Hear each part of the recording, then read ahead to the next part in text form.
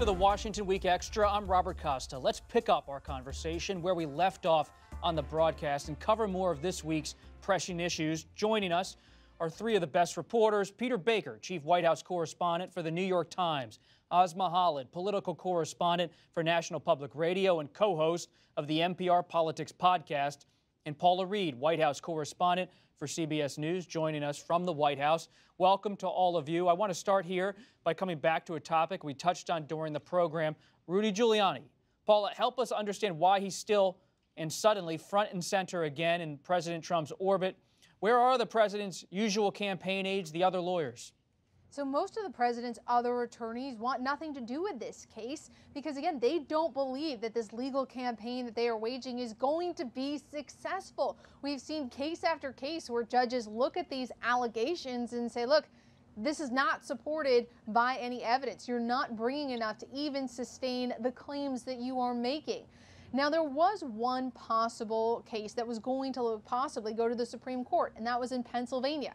The campaign was hoping to litigate about ballots that came in the 3 days after the election. But once it became clear that President-elect Biden's margin was sufficiently large, many of the president's other lawyers, they just sort of stepped back from this case. So Rudy Giuliani, he is front and center. Objectively speaking, he's not bringing a lot of success or glory to his client here. Yesterday's press conference earlier this week, it was a disaster. That's just not and how you want any attorney to represent their client, especially when the stakes are so high. So at this point, it all appears to be political theater, and Rudy Giuliani appears to be enjoying himself. Peter, you've written books on George W. Bush, a great book, Days of Fire, and you've written extensively on 9/11. What does this all mean for Giuliani's legacy? Well, it's a remarkable change, of course, because after 9/11, he was, styled America's mayor. He obviously stood up in a moment of great crisis, earned an extraordinary amount of attention and acclaim for his handling of this horrific moment in American history. And for years, he obviously,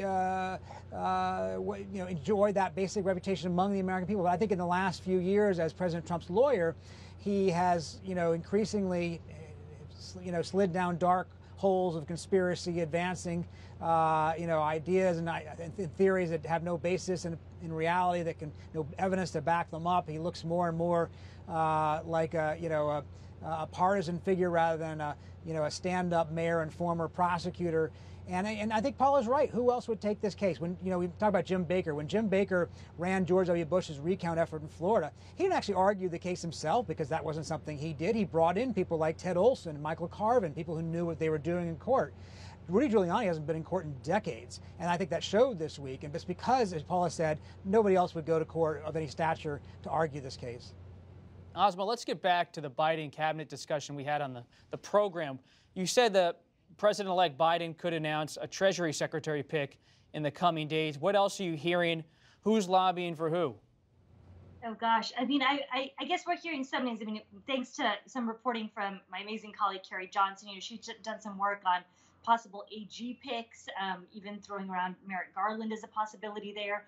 But, what I have heard, and I don't know, sort of how much I'm very sort of interested, I will say, in the Treasury Secretary pick, in part because Biden publicly came out and said that whoever he selected, he didn't give a name, would appease both moderates and progressives. And there were a lot of names that were mentioned early on in this process, notably Elizabeth Warren, one of his former opponents during the primary cycle, who people instantly assumed was out of the running because she is a sort of lightning rod, people thought, for some more of the more moderate voters who did support Joe Biden. And so, I don't have a clear sense of who the Treasury Secretary pick is, but I think we were able to rule out who some of the possible candidates are based on how Biden framed that decision. Peter, any thoughts on the Biden cabinet?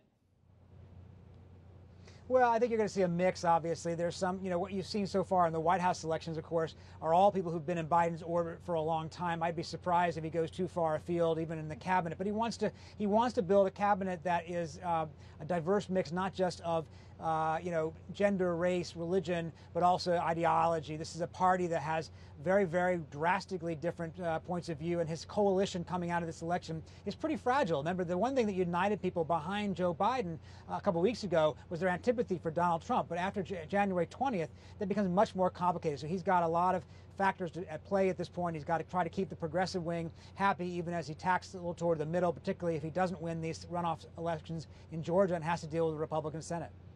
Well, what about on the other side, Paula? President Trump has terminated Mark Esper as Secretary of Defense. Chris Krebs gone as the elections officials.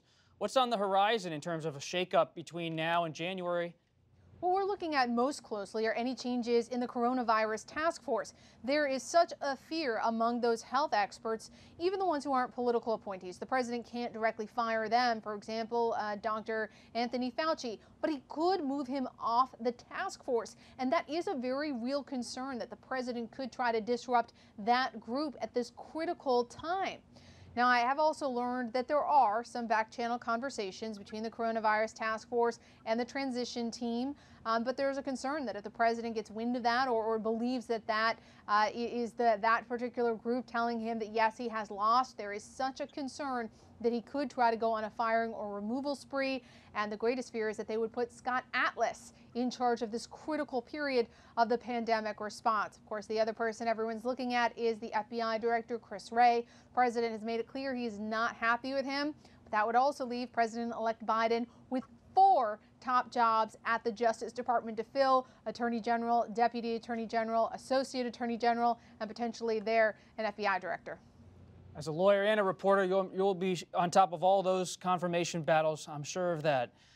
Meanwhile, all eyes politically in Washington are turning to Georgia and its 2 Senate runoffs in January 5th. They will play a critical role in deciding the Senate majority. On Monday, I reported for The Post that Georgia's incumbent Republican Senator David Perdue told donors on a private phone call last week that he and fellow Republican Senator Kelly Loeffler knew the president had lost or was moving in that direction and may not be able to provide them much help.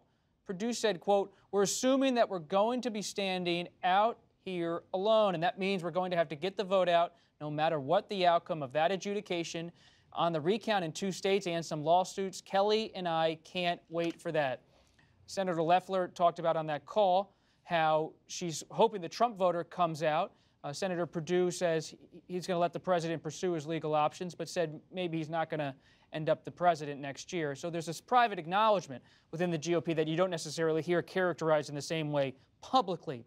And the Democrats, they feel pretty good. The challengers down in Georgia, Reverend Raphael Warnock and Democrat John Ossoff, have said the race is in their favor, perhaps, if they can pull together a coalition. Let's watch. Reverend Warnock is an inspirational leader who reaches out across faith lines, across racial lines to inspire people and unite the people. And that's what we need right now. People are feeling hope for the first time in 4 years. Healthcare is on the ballot. That's what this race is about, and that's what I will continue to lift up even as I move across the great state of Georgia. People are responding to that message, and that's why we are in such a strong position. Asma, how do Democrats see this? They only have a few weeks to try to pick off 2 red state seats in the U.S. Senate. I mean, it is certainly a challenge for Democrats, but to me, Georgia is an interesting state demographically, in part because it did flip for Joe Biden this year. You know, the first time that we saw any Democrat win the state of Georgia since 1992. But I spent a lot of time there actually in 2018 when Stacey Abrams was challenging Brian Kemp for governor. And so it's notable to me that President Trump is somebody whom, you know, Perdue and Loeffler can't count on, because I recall during that 2018 gubernatorial race, really these massive rallies actually in Macon at the airport where President Trump flew in, and really in some ways Brian Kemp benefited from that support that the president was able to bring down to the state of Georgia during that gubernatorial race. And you know, that was a remarkably close race. So I will say, you know, Democrats think demographically there are certainly changes, both around, I would say, a growing Latino population and Asian population in and around Atlanta, as well as just northern college-educated voters who seem to be turned off from the Republican Party, that they think helps them. Of course, you know, traditionally, Democrats do tend to suffer from not as strong turnout when you talk about non-traditional races, and a runoff being one of those. Peter, Georgia isn't Jimmy Carter's Georgia anymore. It's not Newt Gingrich's Georgia anymore. It's an evolving, fast-changing state. Yeah, Georgia may be the new battleground now for the next cycle or two. That this is in fact the place where both parties are struggling to gain a foothold. Basically, the Republicans to hang on to something that's been a bedrock of their southern wall for many years, and the Democrats now trying to convert it the way they did Virginia and to some extent North Carolina at times. And suddenly that's a remarkable change, the idea that Georgia is on the table. Now, this is a particularly big moment, right? Ralph Reid told one of my colleagues that this is the Super Bowl of politics. You already see $125 million pouring into the state. Both parties across the nation are going to make this the be-all and end-all contest for control. And both sides have a lot at stake because the Democrats obviously want to give Joe Biden a chance to govern. They have to win both these contests to get to 50-50 with Kamala Harris as the vice president breaking the tie. Republicans only have to win one of the two in order to hang on to their majority in the Senate, albeit a very narrow one, 51-49 if they did so. The real question is who turns out, right? People turned out on November 3rd because they loved or hated Donald Trump. Will they turn out on January 5th motivated by the same reasons, or do we revert to a more traditional Georgia special election with the traditional demographics that we're seeing absent Trump's influence? That's the big question. Paula, what's the read on Georgia inside the White House? There was a lot of talk about, not necessarily inside the White House, but with the campaign, how the president, the vice president should be used. As you saw today, the vice president went down to Georgia to help campaign. And there's a belief, look, the president didn't have a lot of legislative accomplishments, but control of the Senate is so key, particularly to protect those few accomplishments he had. Tax laws and, of course, the USMCA, they are concerned about these races. And also there is concern among sources that have in the campaign about how the president's rhetoric around the election and this unsuccessful litigation campaign could potentially undermine those two candidates in Georgia. That's definitely something they're not talking about publicly, but privately it is a concern that perhaps it's getting to be time to put the president's egos and interests aside and look forward to the future of the Republican Party. Asma, it's a pretty brutal campaign already, especially the Loeffler race against Reverend Raphael Warnock. Republicans are talking about Warnock's comments on Reverend Jeremiah Wright, the former pastor for President Obama's church in Chicago. They're talking about Warnock and trying to connect him to socialism. What are you hearing about the Republican effort there to cast Warnock in this ultra-left light? Do Democrats worry about his chances? I mean, this is, I would say, sort of become the traditional strategy for a lot of Republicans. I mean, earlier today, we also saw some attempts to link both of these Senate candidates with members of the squad, which has become, I would say, a particularly prevalent, strategy for a number of Republicans ever since 2018, when those squad members were first elected. Look, I would say that this, to me, comes back, though, again, to sort of a turnout race, right?